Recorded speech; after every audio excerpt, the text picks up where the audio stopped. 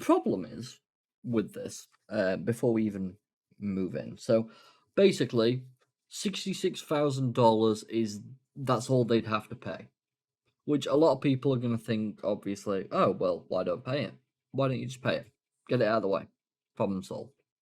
If they pay it, they're admitting liability and setting precedent, which means Nintendo could do, and other companies could do this to other people. So realistically, we don't want them to pay Nintendo. But is it worth trying to fight him for them is the issue. That's the issue. That's kind of where we're set. If they fight it and win, it could be amazing. If they fight it and lose, we'd be stuck either way.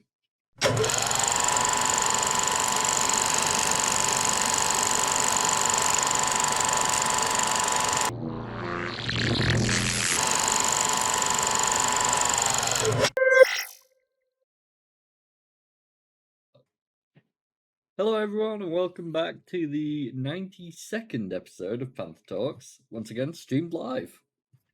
Hello, we're here again. Sorry. You sound so depressed every time. Like, what? Come on, man. Feel bad, you know? People listen to this. Listen to us. I mean, we both hate our own voices, so... Yeah. Will's recently been streaming more. We've started streaming every week now, which is interesting. We've not... if anyone ever does want to like jump over and ask questions live, we're more than happy to discuss things. That's one of the reasons we do it. It allows us also to just have a bit more of a laugh and interact with people a bit more, which I think is a positive thing all around. Yeah, I should probably point out as well, we don't have a exact time that we start streaming. It's usually early afternoon on the Sunday. Yeah, it's like any time between like 1 o'clock and 3 o'clock seems to be about default. Yeah. But it's never precise. We're a bit all over the shop. But that's just how we are. That's close enough. Yeah. I mean, we always go for about this time. Unless something major happens, at which point neither of us can control it. So, but that'll be updated somewhere. But yeah, this week, nice and easy, as I said last week. I'm not really going to cover all the topics too much in the opening. I'm just going to give a brief overview. The topicals, yes. That's what they're called now. The topicals. Fuck you, I don't care. So I'll quickly, very briefly go over what we're covering, and then we'll move straight into it. So, what games are coming to Prime Gaming in November 2024? Metro Awakening and Batman Arkham Shadow are the future of VR gaming. What's gone on with the Palworld versus Nintendo and Pokemon Company situation? We have actual news on that, which I'm fucking happy about. He's told me nothing about it, by the way, so I'm looking forward to it as well. Yeah. Stalker 2 has gone gold, which means it's quite literally at the point of release now. And it releases, I think, in 10 days' time. So I'm ecstatic for that. And finally, Call of Duty Black Ops 6 developer comments on Xbox Game Pass's impact on development as well as how it's impacted things. So, with all that said and done, let's move. We're ready. Let's go. What's the start? Simple thing to start with. Prime Gaming. Do you know what Prime Gaming is? Yes, I use it. Perfect. I don't use it personally, but I use my Prime sub to not get ads on the channel I watch. Yeah, well, similar premise. When you load up Twitch, actually, I can show you. I don't have it on the PandTha Talks channel, but there's like a little new from Prime thing here. And if you've got Prime, you can take any of these games and you pretty much keep them forever. Yeah, there is an absolute ton of stuff. Oh, there, yeah. By the way. I know. I've claimed a lot of these. Some of them are really cool. The Borderlands game's been a prime example. I really enjoy them. Global Space Program. I just saw up top here there was Guardians of the Galaxy, Bioshock, Doom Eternal, Scorn, Plague Tale Innocence, Mafia Some Definitive pretty Edition. good stuff.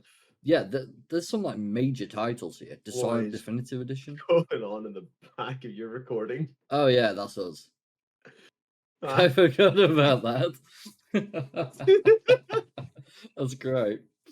But yeah, that's Prime Gaming. You can take the games, you can keep them forever. It's all good stuff. So that's kind of why or what I've been. Yeah, you know what I'm saying. Words are not my best friend. They're neither of ours, don't worry. No, I know this. So, continuing the monthly tradition, Prime Gaming has announced additional titles arriving on its service, along with new games available on Amazon Luna. No one gives a fuck about Luna. Some of the biggest games users can claim are Marvel's, yeah, Mardians. There we go. Marvel's Guardians of the Galaxy, which we've already seen. Mafia Definitive Edition, which we've already seen. Jackbox Party 7 and Fallout New Vegas Ultimate Edition, available on cloud service Amazon Luna. Once again, I'd get this, even though I've already got it. I would get it again just because you're giving it away free, but you're doing it on the. Yeah, He just wants so I it. disagree. So here we go. This is better. Guardians of the Galaxy is available on the Epic Games Store from the Twitch launcher. You basically grab the code, you redeem it, off you go. Same for pretty much most of this. Mafia Definitive Edition is on GOG. GOG is one of those that I have so much respect for as a launcher. I don't know if you've ever really used it, Will. I briefly looked at it. I made an account and I claimed a few games, but I've Yeah. yet to use it. See, there's another reason I love GOG. If I'm still logged in, I'll show you. But basically, it's useful for a secondary reason, which is you can link your Steam account, your Epic Games, your Xbox, Ubisoft Connect, everything, so everything can be launched from GOG, which is great. Oh, Oh no, not Ubisoft. yeah, my Ubisoft connection always seems to drop, though. That's my only issue. But yeah, it imports all your games from across all platforms, and then you can just launch them. It's a really cool system. And the best part is, do you know who owns GOG? I do not, CD Projekt Red. actually. Yeah. Okay. Do you know the reason people adore GOG? Hmm. The reason people adore GOG is basically if you get a game on GOG, like back in the old disc days, you get all the files. You can launch that game on the internet or off the internet. You do not need to be online to play it. You get all the Love when big files. games like that. Yeah, that is GOG storefront in full. That's what they do with every single game, which means pirating is a lot easier, but people don't pirate it because they're able to do what they wish. They're happy with what they've got. GOG is just, it's loved by everyone. If they could do things at the scale that Steam can, they would easily overtake Steam. Hmm. The problem is they can't hit that same criteria, which is understandable. Not everyone's going to be as comfortable doing letting GOG do what they want to do, but GOG would be one competitor to Steam I could see them having. Because, as people have said for many years, the only way to compete with Steam is to do what Steam does, but do it better. And Epic, you have got a 0% chance of winning that one. Anyways, Dishonored Definitive Edition, Duck Paradox, Close to the Sun, Disney Pixar Cars, Bang Bang Racing. I feel like we've seen all these. Tomb Raider Anniversary Edition. Oh, right, yeah, here we go. There's probably we went over a lot of lists. We probably came across all these names before. Yeah. Riot Civil Unrest. Okay. Blade of Darkness. Tomb Raider Anniversary I might pick up. So I do like the Tomb Raider games. I haven't played a Tomb Raider game in a very long time. It's been a while since I last played one, to be fair. Um, Jurassic World Evolution, not my cup of tea. So there's nothing too major, but there's bits and bats all over the shop. There's some good ones scattered in. The top three, I'd say, are the biggest. After that, I'd probably say Tomb Raider's your next biggest. But to be honest, Marvel's Guardians of the Galaxy, Mafia Definitive Edition, and Dishonored, you've got like a good. If you were to 100% each, probably a good 300 hours of content. Yeah, it's pretty solid. Yeah, I can't fault that really. That's a decent amount of time for just a subscription of how much is it now? Like £13, £8, something like that. I don't even recall. I pay for it monthly. It just comes out my account and I ignore it. Metro Awakening and Batman Arkham Shadow are the future of VR gaming. I don't know if I you have know. seen so like many tiny little snippets of Metro VR, man. Same. It has captured my attention. Yeah. Do you know what else captured my attention? Oh god, no. Hmm. I accidentally opened my email. No, away with you. But that thing's a cesspool of spam emails. Ugh. On all the emails. Yeah, mine in particular, I like to respond to them and upset them. I have one hell of a spam email response to send to you one day. It's quite funny. Anyways, let's have a look at Metro Awakening. Here it is. So £35, and the reviews are 67% positive. VR games are for a long time still gonna have a bit of a strange review rate. Yeah. The thing is, I was They're tough games curious. to play. Yeah, I was curious from like the get go. Because, I mean, if you look at this, all positive, negative, stealth sucks. Positive. Can't even give this proper review yet because I can't finish it due to the Oh shitty shit. dog shit. PC optimization, it freezes every damn minute, giving me headaches. This is a disgrace to the Metro franchise and to PC players. That's pretty normal. Underbaked, the graphics at max settings are awful. Gameplay for the first hour has just been walking and turning valves with a bit of gunplay. The monster's AI is awful as mutants will run away before attacking you, making them easy to shoot. It's very clear the game has no soul put into it and was just made for money, which is a shame considering they copyright. Yeah. I don't know if you remember, we covered this a couple months back and we said, I hope that they're making a VR Metro game. But there was a indie title called Paradox of Hope that did it really well. And they copyright struck him and prevented him from finishing his game. Sort of crap. Yeah. Instead of going up against him, they realized, actually, he's doing too good of a job. We need to take this shit down. And at that point, why didn't they not just bring him onto the team? Exactly. Uh, whose developer cared a lot about making the game as good as he could. I don't know why Deep Silver copyright striked him. The monsters weren't similar enough to warrant it. My only conclusion is they shut down Paradox of Hope for fear of the game being better than Metro Awakening. So they took the game down so it would be harder to compare games and thus make you want to, Metro Awakening as an alternative. To summarize, gameplay and gunplay is mid, graphics are awful, and the voice acting is also not good. It's not revolutionary for VR, in fact, is behind. Do not buy. Well, that's quite upsetting to hear, to be completely honest. Yeah, see, I'd heard this. But what I will say on the complete opposite end of this is.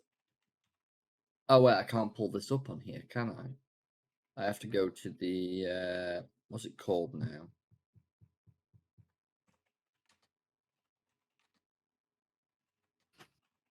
Oh, actually, I can just open up my MetaQuest app.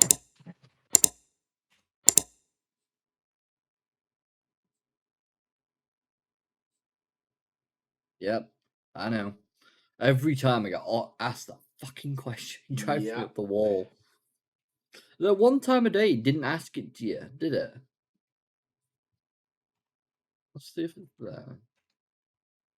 No, it must only be on the in-game, in-app store. That's annoying.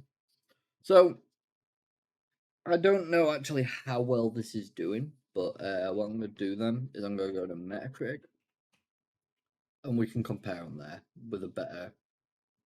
Oh, apparently this was the last time I used Metacritic. Quick, get it off. Oh, that's kind of funny. So, Arkham Shadow. Okay. That's impressive. Doing pretty well. Yeah, this one's handling really well. Batman. Okay. Greatest VR game I've ever played. We need another one.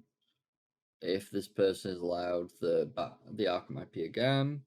While not everyone has access to a Quest-free headset, everyone needs to play Batman Arkham Shadow. Okay. Yeah, that's the only problem. You do need a Quest headset. Yeah, that's that shit. Yeah, it's not PC done, which I don't really agree with. Oh, yeah, I forgot. I was also wanting to check.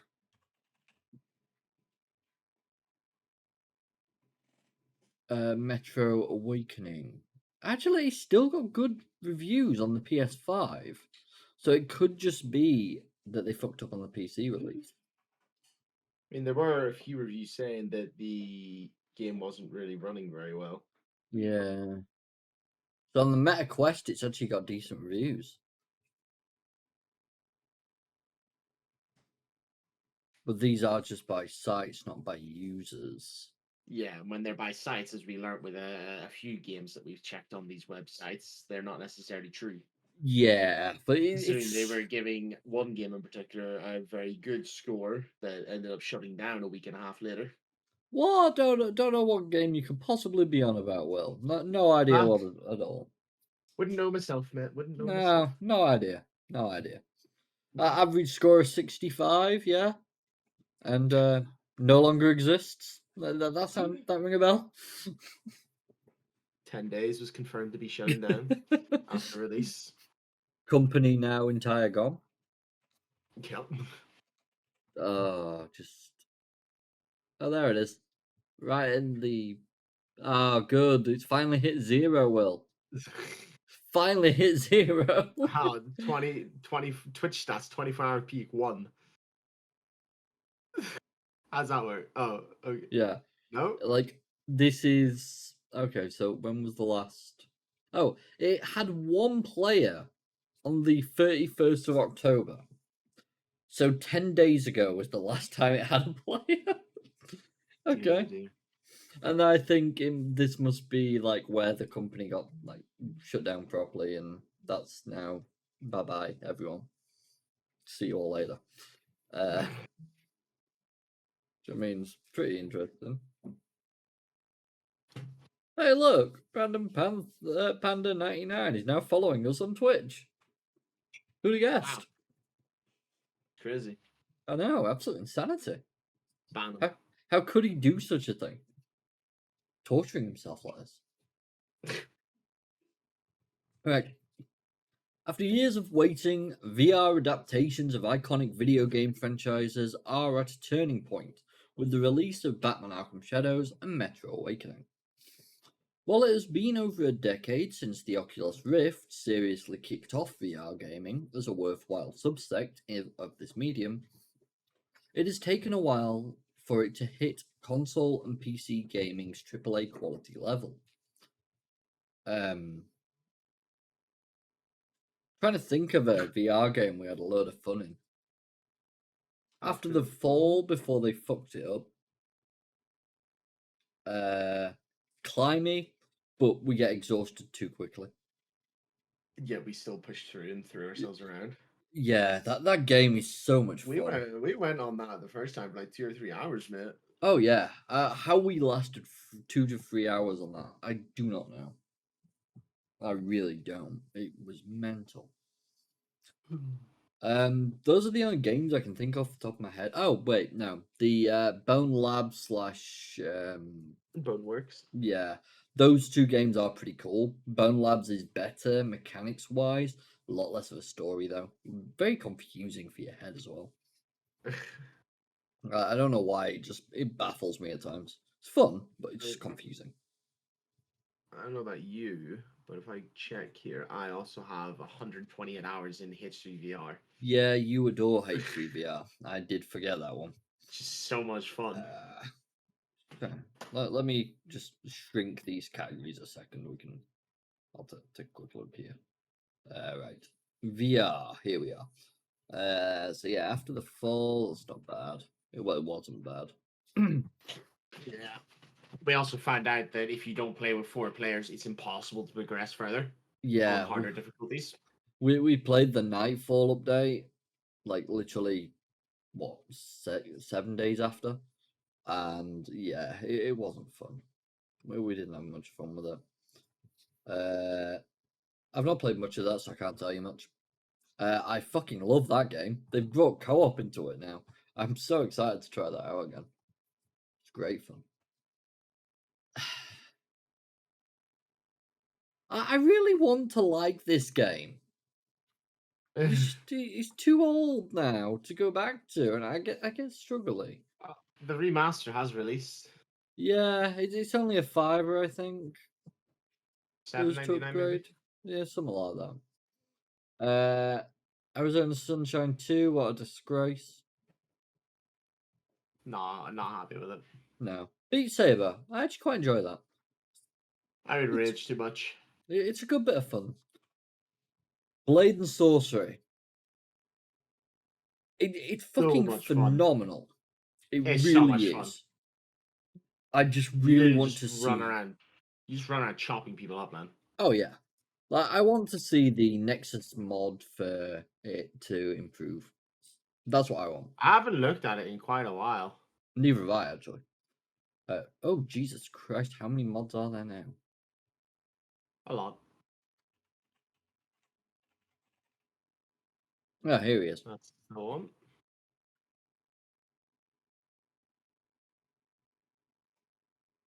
So how's he doing? Is there any like posts? Apparently, from the looks of what he's put, no, it doesn't really look like anything's changed, to be honest.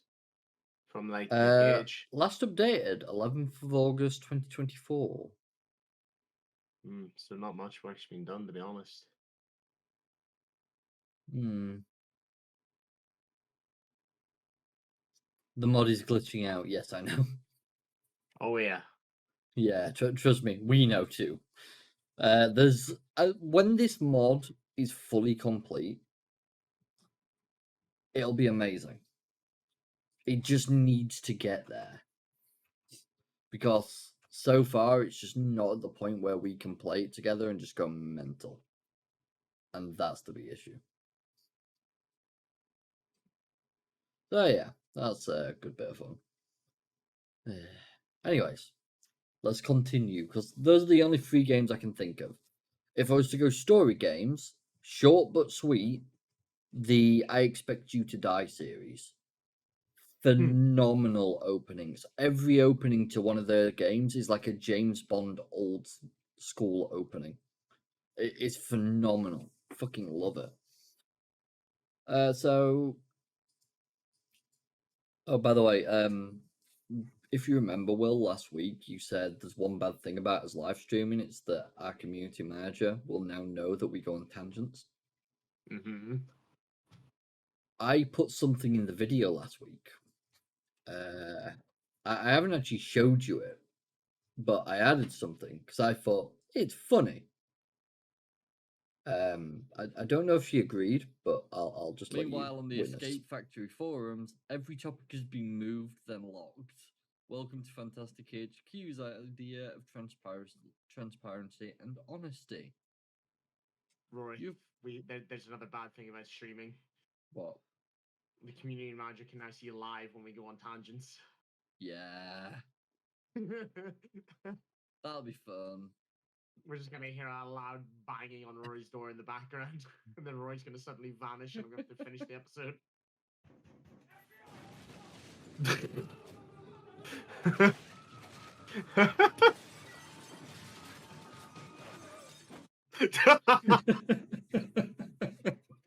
I thought it was I forgot perfect. that you said you were gonna do. So you did something with it. Yeah, well, they witnessed it and they found it hilarious, thankfully, so we got let off the hook. Um, I don't know if I can get us out of this situation every week, but it definitely gave me a good chuckle. I highly enjoyed it. No, that Um, was pretty good to put in. That was pretty funny. yeah, it was just when you said banging on the door and then I'll disappear. It was perfect. Anyways, we'll finally return to the topic. After that tangent, Yeah, sorry, community manager. So, shall we put our hands together and pray like God? I don't think it's gonna do enough. No, I don't think it will either. This still yielded some good results, but it meant VR gaming lacked an identity within hardcore gaming franchises and was relegated to novelty spin off status. Or, as me and Will found out, people just dedicated to make their own games in VR. Because if you don't just go with a typical, there's already a franchise on it, you can make something amazing. There's games that we've always wanted to play in first person. You know, like a certain Sword Art Online with Nerf gear. Hmm. Please and thank you. It's too late. Ankard's been beaten already, man. Yeah, I know. I'm so. Oh. You know, Sad times. Sad I times. saw every article for that after the release. Like after they'd done the countdown and everything. So I was Yeah. really sad. So I would have happily sat and watched that. Just it would have been so much fun. Because apparently they did it for the run up, and it was like the final episode where the bit where he actually beats Sword Art Online. It Yeah. finished bang on the time where he's actually beat it in the game, in the anime. That's pretty cool. That they timed it perfectly. I thought that was amazing. I really wanted to watch it, but I found out after it Yeah. had happened, so I was so good. Within the last month, Batman Arkham Shadows and Metro Awakening both released, indicating that something has changed. Yeah, developers are starting to realize that VR can be utilized well. Congratulations. Proud of you. It can be, but people don't seem to be doing it. That's true. Uh, if VR gaming is. Sorry. These full fledged AAA VR experiences aren't just novelty VR conversions of, yeah, that makes so much more sense, of beloved console franchises, but worthwhile games in their of their own. What do you mean console franchises? That's not to dig too deep. I'm gonna end up getting into a fight with an author. If VR Oh well, game, that's never happened before. no, never. Don't know what you mean. If VR gaming is going to continue to stay relevant, it needs more games like Batman and Metro. I don't like you, sir, madam, or whoever you are. Thomas Franzes. I don't like you. Your face smells. Anyways, the best kind of VR adaptation. To see how far VR gaming has come, we simply need to compare 2016's Batman Arkham VR to 2024's Batman Arkham Shadow. Although Arkham VR was developed by Rocksteady and featured some cool movements, it could be beaten in a couple hours and did not match the game flow of titles like Arkham City or Arkham Knight. A game like that certainly had its place in the early days of VR, but in 2024, expectations are much higher. That's true, but another way you need to kind of look at it, back in the time when they released this in 2016, VR was nowhere near what it is today. No, it was still basically starting out. Exactly. A prime example of this is one being that I've tried playing Batman Arkham VR, the Arkham VR back from 2016, and I can't launch it on modern hardware. It crashes every time. It will not work. Also, that's a year after I left fucking school. Yeah, time certainly has passed. Like that's 9 years ago. That's so 8 years ago. Thinking about it, I'm thinking it's an extra year than what it is. My apologies. But 8 years. That's of course there's going to be long-term development between them. If this game was worse than the 2016 one, I would have more questions than anything. So comparing the two doesn't feel fair, to be honest with you. Yeah. Although Arkham, It's just a shame because it's with how long it has been and the games we have seen come out, it doesn't feel like we've advanced that far. Yeah, that's kind of the issue I'm noticing. Considering the technology this came out. Yeah. Like, the technology is going ahead. I just think they're struggling to figure out how to utilize it effectively. I think that's the problem. Thankfully, Arkham Shadow delivered. It is still much more linear than Arkham Knight, but from a gameplay and narrative perspective, it does a significantly better job at matching the heights of Rocksteady's trilogy. Combat is emphasized and still has a rhythmic quality to it. Stealth and detective mode segments are peppered throughout, and it delivers a compelling Batman narrative about teaching the caped crusader empathy. Really? If you say so. If you say so. Then there's Vertigo Games' Metro Awakening. Yeah, we've just seen reviews on that. I'm kind of curious how they're going to try and convince us on this one. The developers could have gone the route of remaking a game like Metro 2033 for VR, or adding a VR mode to 4A games Metro Exodus. We've seen many developers go down that route when making VR entries of flat screen franchises. These can be great, like Resident Evil 4's Meta Quest release, but they come off as one note distractions and not the true way to play these classic games. I don't care whether they're the true ways to play it. If you give me a way to play Metro Exodus, Metro 2033, or any Metro game in VR and it works, I'm going to do it. It's also a better idea for a massive company that's normally making first person shooters and horror style games to remake one of their previous games into VR to get it down rather than trying to make a brand new story. Yeah. Or just do what Hitman did. I don't know how Well, aware have the you are of bodies this. spaz all around the place. Yeah. It's buggy as shit. But in all fairness, have you seen the difference between Hitman for MetaQuest, because they recently released it standalone, and Hitman on PC?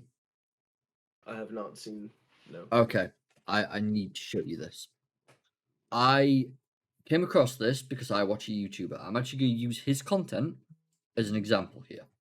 So we're going to look up at Krusty. Here he is. Krusty is a very insane person. I can say that with complete confidence because he is genuinely loopy. Now where is it? Nope, not there, not there, not there, not there, not there. Come on, where are you? Basically, he plays a lot of Hitman VR, as I'm sure you're kind of realizing. He plays a lot of stuff to do with murder, mischief, and mayhem. I mean, what else should you have to do with your time? Yeah. That's the best way You to know, spend time. yeah, I adore his stuff. So overall, if you do want to watch someone whose mental sounds a bit like Captain Jack Sparrow, who walks around just slaughters people in insane ramblings, he's hilarious. Go watch him. I highly recommend him. Anyways, Hitman VR for PC versus Meta Quest. Images. I mean, that's a decent example.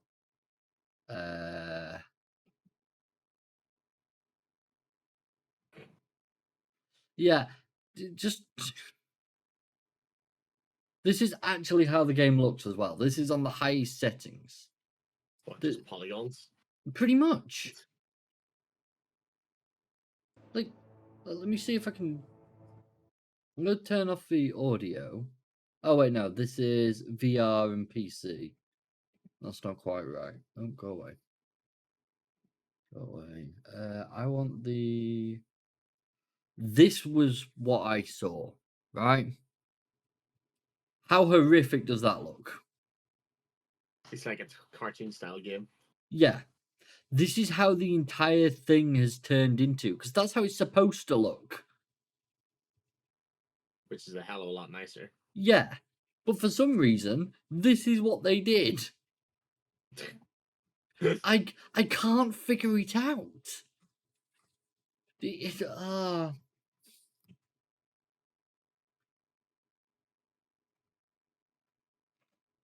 Who knows?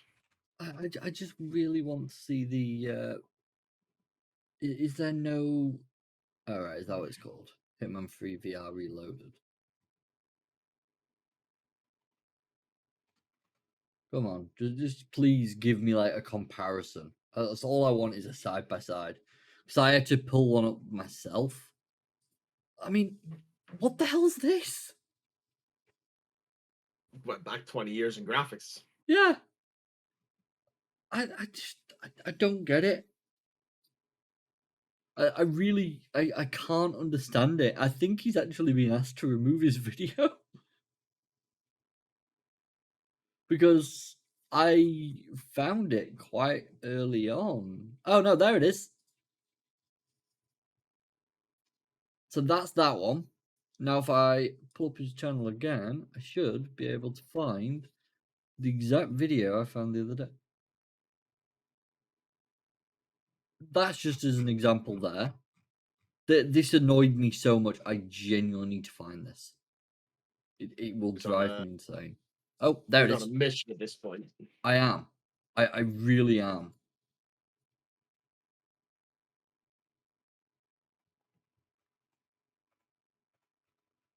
So this is the exact same map, but from different areas.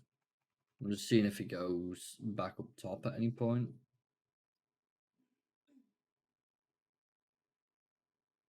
No, that's a pretty good example.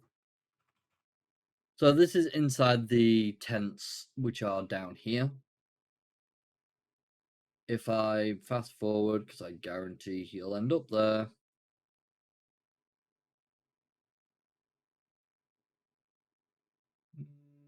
Ah, there it is.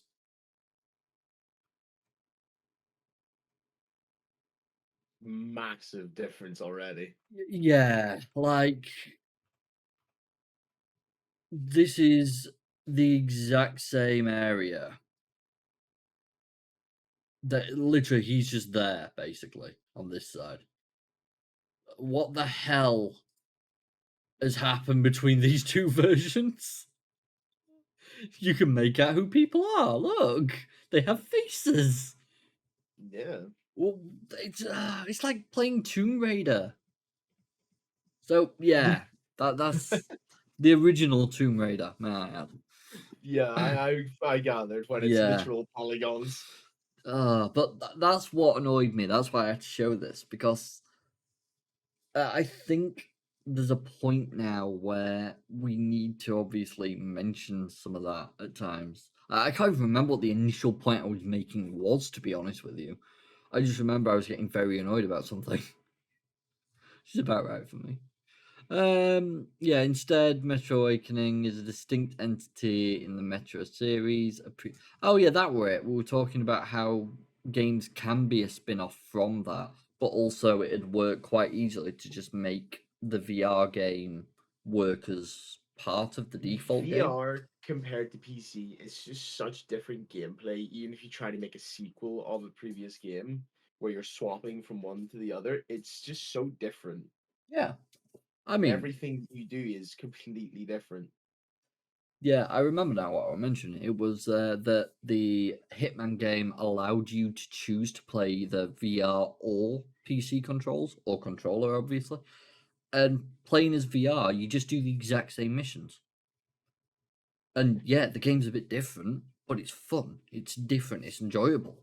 And a lot of people prefer that. But then I obviously got sidetracked a little. My apologies.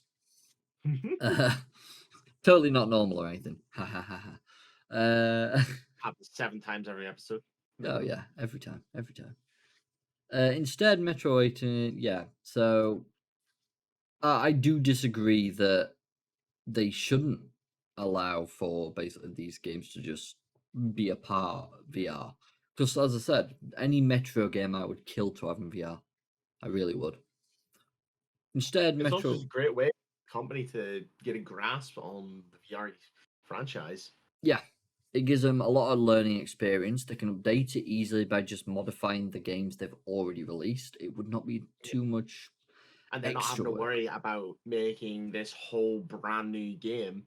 They Yeah, have something to build off of, which gives them just the chance to actually learn how to do it first. exactly. It translates the cramped tunnels and survival shooter mechanics of the flat screen Metro games to VR, and both work well within the text medium and with very few changes. Like Arkham Shadow, it also supports a console quality narrative worthy of this person's franchise. Dmitry Glukhovsky's franchise. Thank you, sir.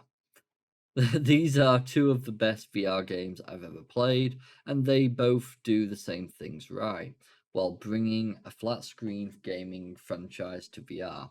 I'm not being funny.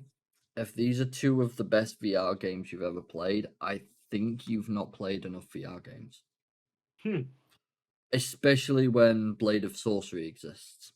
Yeah. By itself, You literally just go around butchering people.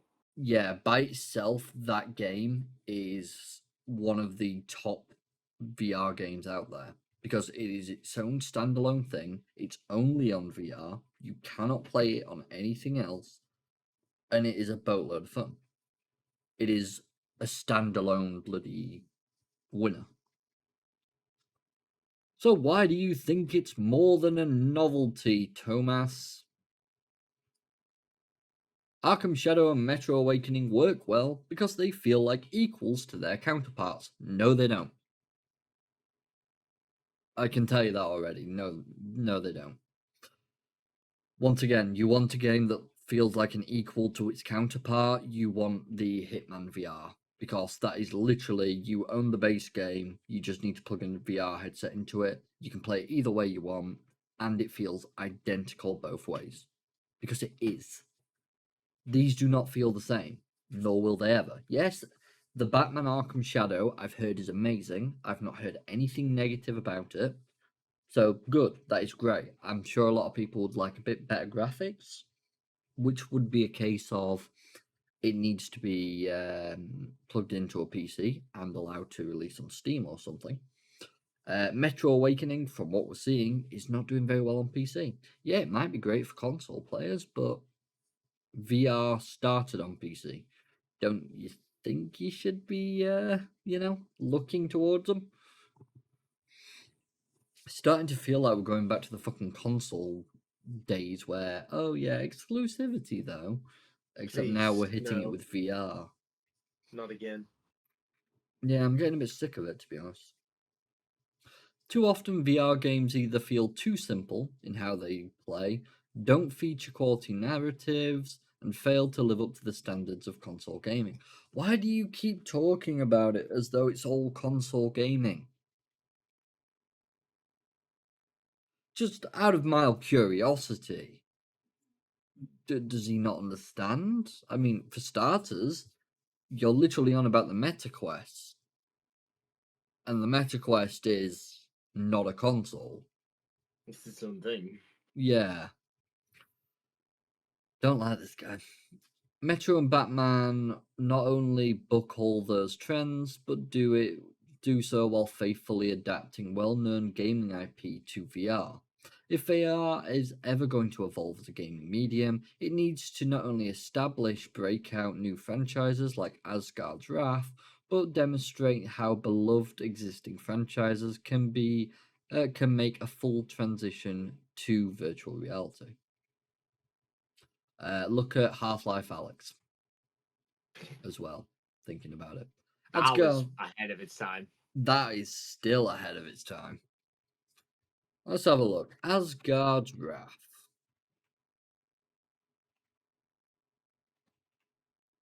Oh, look, can't find it. Oh, interesting. Well, why can't I find Asgard's Wrath? Ah, that's why. It's on MetaQuest 3 only, mate. That explains Again, everything. You have to have a Quest 3 to be able to play some of these games. Once again, it's like console game exclusivity all over again. Oh, like you're complaining, you have one. It still annoys the hell out of me. Though games like Horizon, Call of the Mountain, and Half-Life Alyx have delivered similar impressive adventures over the past few years, Meta's big exclusive takes the tech to a new peak. I think you are... You know what? I'll leave that till next week. I'll take away this point because what I want to do, I want to go away and actually look into it. So I won't make a comment without seeing it first, but I do have the belief he's probably talking out of his ass. Because this does not look fun.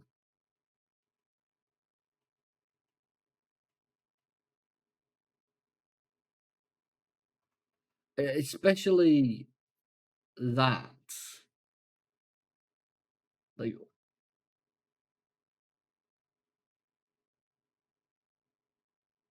oh.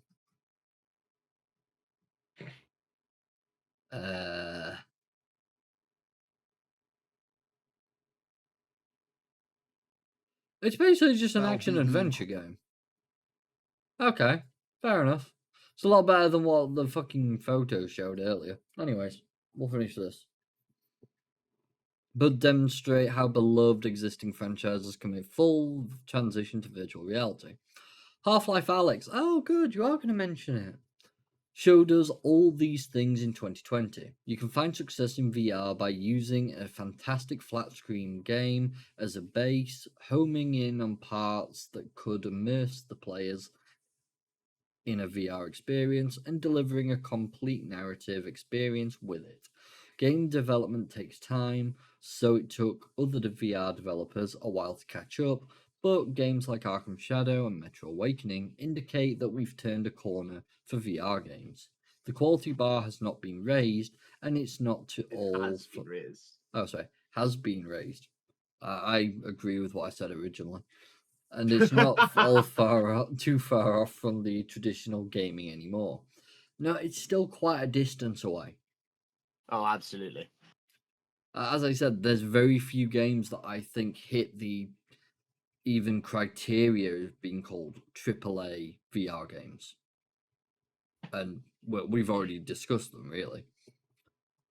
At this point, VR is very unlikely to replace console, PC, or mobile gaming as the primary way to play. So you do separate console and PC. So what the fuck have you been on about this entire time? Absolute buffoon. Flat screen... I know, Roy. It's annoying me. Flat screen gaming is simply more convenient and less straining on the body. No shit. I don't know what to say to that. No shit. That doesn't mean it should be relegated to safe tech demos or unambitious modes and remasters. VR can be home to AAA quality games, including ones that can stand toe to toe with their console counterparts. I hope Arkham Shadow and Metro Awakening are more than just a moment for VR gaming. I hope they serve as a reminder of a standard that all developers and franchises entering the VR space should meet. Yeah, I mean, past that at the very base bones, please. That's all I've got to say. Anyways, let's move straight on before I start having a fucking hissy fit. Come on, Rory, on to the juicy stuff. Let's go. Yeah, let's Move do on. that. Palworld developer reports Nintendo suing over 3 Pokemon patents for only $66,000 in damages. But a video game IP lawyer says fighting the lawsuit could mean burning millions of dollars. The problem is with this, before we even move in. So basically, $66,000 is that's all they'd have to pay. Which a lot of people are going to think, obviously, oh, well, why don't pay it? Why don't you just pay it? Get it out of the way. Problem solved. If they pay it, they're admitting liability and setting precedent, which means Nintendo could do, and other companies could do this to other people. So realistically, we don't want them to pay Nintendo. But is it worth trying to fight him for them is the issue. That's the issue. That's kind of where we're set. If they fight it and win, it could be amazing. If they fight it and lose, we'd be stuck either way. Yep. So we finally know which patents Pocket Pair and Nintendo are battling over, which is interesting. Today, Palworld developer Pocket Pair published a report detailing the terms of the intellectual property lawsuit Nintendo filed against the studio. In September, when Nintendo announced its lawsuit, it alleged that Palworld infringes multiple patent rights, but didn't specify which patents were being claimed, leaving us to speculate about whether Nintendo was bringing its legal cannons to bear over third-party Pokeball throwing. Thanks to Pocket Pair's report, we finally have confirmation about the patents forming the basis for Nintendo's infringement allegations. Nintendo's lawsuit claims that Palworld infringes on 3 Japanese patents. With the paragraphs of reading. Oh, cool! Someone's already like, oh, I like this. Wait, I'm confused. what? These patents are for The Switch. game program, game systems, information processing device, and information processing method. Game processing method, and another what? A trio granting Nintendo protections on creature catching and riding mechanics. Are you taking the piss? That's not what this shows. Yeah, this is a bit confusing. This is literally Yeah, inside Nintendo Switch we're looking at. that's weird. That's very weird. But this is literally what we were talking about when we covered the patents a few months ago. They were a few months ago now. Jesus Christ. Yes, it's crazy. It's already that long ago. Yeah. Pocket Pair's report details the application and registration dates of the patents in question, all 3 of which were filed by and granted to Nintendo in the months following Palworld's release in January 2024. However, each filing asserted in the lawsuit is a continuation of a series of patents Nintendo had originally filed in 2021 during the development of Pokemon Legends Arceus. Okay, so they were filed and granted to Nintendo in the month following Palworld's release. Yeah, so that's literally what we were saying. How, yes, they were released and given to Nintendo after Palworld's release, but they had filed it back in 2021. So which way is it going to be taken? Yeah, talking about how would they know? Yeah, Sure, it had been filed, but that's not going to be like open public knowledge. There's no way they would know yeah, about those patents until they were confirmed and displayed on Nintendo's legal websites. exactly. That was the argument we were making. As IP attorney Kirk Sigmund explained in an interview with PC Gamer in September, patent continuations called divisional patents in Japanese legal practice allow a patent holder to specify additional claims as an extension of the original patent. As you go through this process and file divisionals, continuations, whatever, you are drafting claims that are more and more tailored towards assertion.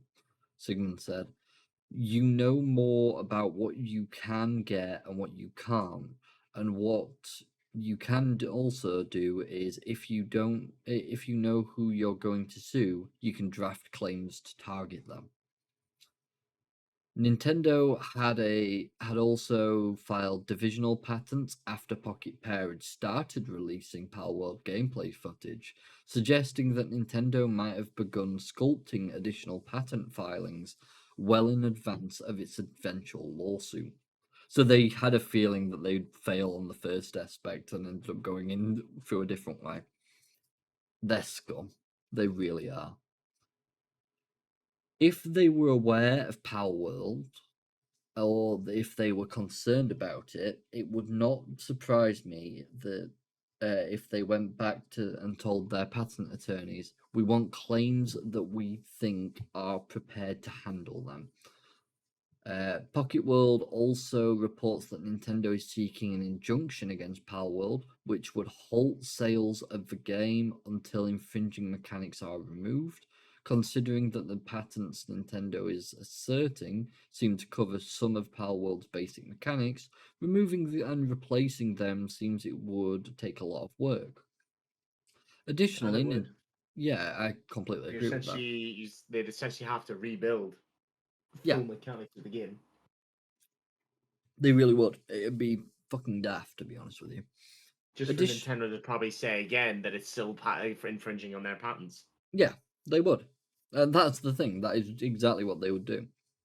Additionally, Nintendo is seeking a combined 5 million yen, about $33,000, plus late payment damages, each for both itself and the Pokemon Company. What do you mean late payment damages? All you said is that they were infringing. You could have. That's your fault, Nintendo. Considering the tens of millions of copies that Palworld sold, that combined $66,000 might not seem like a hefty fee, but Pocket Pair, but Sigmund told PC Gamer those damages only represent a fraction of what patent lawsuit can cost the parties involved. You're burning millions of dollars just just trying to make this go away. And then you've got to find specialists, you've got to hire a team to do it, you've got to find people who are very good at doing it, or else you're going to lose almost automatically. It gets extremely expensive and time consuming, and it can also wear a lot of small companies out. While And the that's the disadvantage against Nintendo is they have the millions to burn. exactly that there's almost an ongoing joke in the gaming community that Nintendo's most paid and most well developed team is their lawyers, and it's not wrong. While the infamy of Nintendo's legal reputation is well earned, pursuing its patent lawsuit against Pocket Pair isn't without risk. The lawsuit offers Pocket Pair an opportunity to argue, as many of us have, that concepts covered in Nintendo's patents are so broad that a company can't reasonably claim them. If Pocket Pair can demonstrate prior art or other works that had already contained what's claimed in the asserted patents, then Nintendo's patents could be invalidated.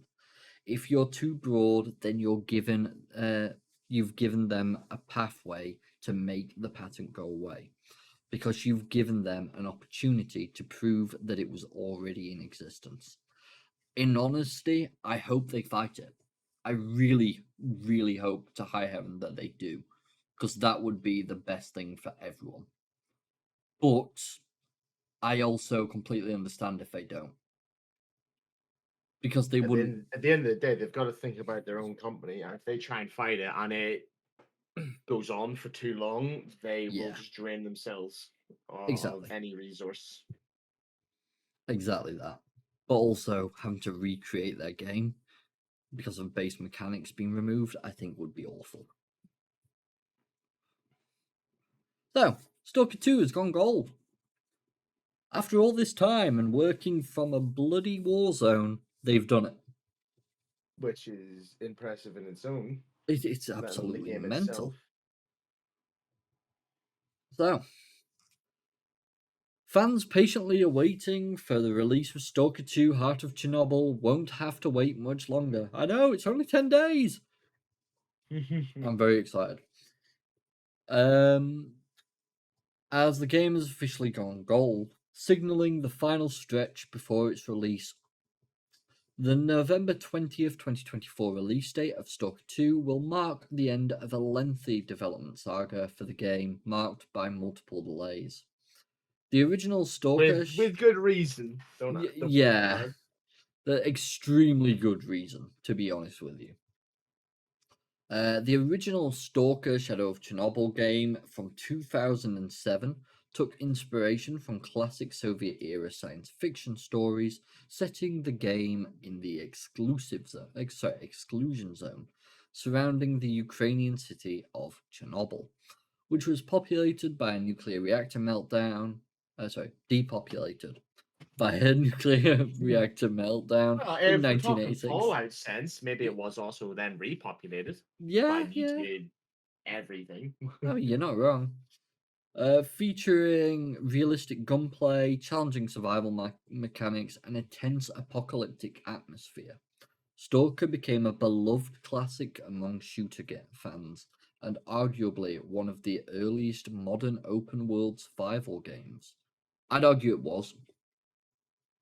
There's a lot of things I'd argue when it comes to the Stalker franchise because they're just mental. They really are. Unfortunately for fans eager to see a sequel, Stalker 2's development path has been a long, bumpy road marked by delays, the dissolution and reformation of developer GSC Game World itself, and the outbreak of war between Ukraine and Russia. Uh, the saga. Shame that that's still going on. It is. It's absolutely mental. The saga was even the subject of a documentary film called War Game, The Making of Stalker 2, focused on the series' history and the effects of the war on staff at GSC Game World. I'm honestly still fucking baffled by that. The road, however, has reached a turning point. GSC Game World announced via the game's official channels that Stalker 2 has gone gold. The term gone gold is the gaming industry parlance for when the game in development is officially considered ready for release, with gold coloured physical master discs printed and sent to distributors for duplication and delivery to stores. Thus, players can expect to see a release-ready game on PC and Xbox Series consoles on November 20th, 2024, nearly 15 years after the first announcement of a Stalker sequel in 2010. I was 10 when they announced this sequel. And they're powered on through the years, through the Yeah. constant blockades. And I they've still managed to pull it out. honestly, I hope to all heaven this game is good. I really do. What would be even better is if it is. Obviously, we've discussed how games can't be perfect, but if it's near perfection, just as a slap in the face to the other companies Oh, that have been releasing cough quadruple A games in absolute states that you just don't even want to look at them, let alone try and play them. yeah. If this hit all the criteria, I would be over the moon, honestly. It would just be perfection. Uh, the trailer itself mainly consists of a brief snippets of footage from Stalker 2, emphasizing the game's tense atmosphere set against a low, slowly rising heartbeat. Between this and other release bits about Stalker 2 Heart of Chernobyl's features, it's fairly clear that GSC Game World is looking to emphasize the sense of realism and immersion that drew players to the original series. GSC Game World also confirmed that players who pre-order the game will receive some bonus items for in-game use. I quite like that rifle because it's a very Stalker 1 rifle. Oh, I'm so excited for it. 10 days, my friend. That's all I you gotta know. It still feels so long. wait. The Stalker 2 pre-order bonuses seem to have some utility for players early in their zone adventure. The veteran rifle will have customized attachments and a built-in radiation meter, while the tourist suit has optimized storage for items. Some bonuses contribute to the atmosphere of a game set in Chernobyl, like the Stalker backpack, with a special early bird squad patch, or the unlocking of additional guitar tunes and stores to listen to when resting in campfires. That sounds pretty reasonable. I can work with that. A rifle, a backpack, and a suit. You know what? Yeah, fair enough. I don't care. That's I can deal with someone buying and getting that. It doesn't feel like it's going to ruin everything for me. As long as they've balanced the stuff. So, last thing before we end it for the episode. Black Ops 6. I'm Yes. seeing and hearing many good and simultaneously bad things about it. Same, but this in particular is about how Game Pass impacts it. Because we all know you're going to have good and bad fucking reviews about Xbox. Sorry, not Xbox. About Black Ops 6. It's a Call of Duty game. There's always those that love it. There's always those that hate it. You Yep. know how that goes. The microtransactions are returning like crazy, by the way. That doesn't shock me. Weeks after its official release, Call of Duty Black Ops 6 developer says the game being included in Microsoft's monthly Game Pass subscription service helped convince more people to try it out. Black Ops 6 is the first Call of Duty title to be available on Xbox Game Pass the same day it was released worldwide, which initially caused concerns about the game's overall performance. However, Call of Duty Black Ops 6 has proven to be a massive sales hit, even though the game is free for Game Pass subscribers. Officially hitting the store shelves on October 25th, Black Ops 6 rings in the new next chapter of Activision's decade-spinning Call of Duty franchise, complete with new features. Yeah, we get all this. Among the more exciting additions in Black Ops 6, Return of Prestige, yeah. However, one of Black Ops 6's biggest departures from previous installments is its availability. With the game being included on Xbox Game Pass from the get-go, this risky experiment seemed to pay off, with one Treyarch team member discussing the decision in a new conversation. In an interview with BBC, Treyarch, I know, right? Treyarch Associate Creative Director Miles Leslie, a Call of Duty veteran of 16 years, said Black Ops 6's unique release helped entice uncertain players to give the game a shot. What we've seen is it's allowed people that might have been on the fence, might have had some of that friction, might have been like, I haven't played in a while, to actually come back and give the game and try the game.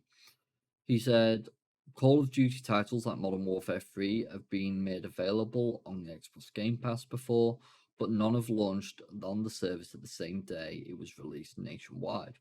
Sorry, worldwide. We've gotten to the point where Black Ops and Call of Duty have been around so long. I've been working on it for 16 years, Leslie said. And really, the challenge for us now is how do you bring along the fans that love Call of Duty, but how do you create an environment where you can welcome new fans in? It was an extraordinary gamble on both Treyarch and Microsoft's part, though the bet seemed to have paid off big time. Microsoft CEO Satya Nadella confirmed Game Pass set a new subscriber record on Call of Duty Black Ops 6 launch day in a company earnings report, while fears over Black Ops 6 initial sales persisted leading up to the release. This bold strategy allowed a larger number of players to get their hands on it, likely expanding the overall player base in in unprecedented ways, with Call of Duty embracing a seasonal approach similar to Fortnite and other live service games, large player base. So, apparently, according to that guy, then it's paid off. It's really paid off for them, and that's all we're really being told. Why does this feel like it was such a very bad article? You've written it in such a way that makes me think, oh, right, you're going to tell us then how well it's done, what's been the reason for this, how it's impacted. All you've said is, yeah, it's done well, and it's because some people have been convinced to give it a try again because it was free. It's like, oh, okay. Well, it's not free, but you know what I mean. So, yeah, I don't feel that article was very good. Not in the slightest, in my personal opinion. But hey ho, what can you do about that? I mean, it said exactly what the title was. Dev comments on Game Pass. Yeah, he commented all right, like one or two bloody words, and that were it. Pretty much. Well, yeah, I think I've finally done. So, Will, is there anything you want to mention this week? Nothing that I can think of. I've just been grinding zombies. I'm still not big on Call of Duty anymore. I'm off the game. I've I've just been noticed. grinding zombies, and that's it. Yeah, no, I completely understand that. To be fair, I've been playing zombies. I played the campaign, enjoyed it. Sorry, my apologies. The ending was very shocking, in my opinion. I really didn't get along with the ending at all. It was very much, oh yeah, here's this entire story. We're going up against this terrible agency, and then it just suddenly ends. Honestly, I left with more questions than answers, which is fine to an extent, but they've left it wide open for a sequel without very much context or reason. So, yeah, I'm not very fond. No, I've just not really cared about COD games the last 7 years, really. I can completely understand that, mate. Ugh. Right then, with all that said and done, then we will end that episode there. And thank you all for watching again. If you have enjoyed, feel free to like, follow, subscribe, comment, all that good stuff. And we will see you all this time next week. Have a good one, guys. See you next week. Catch you all later.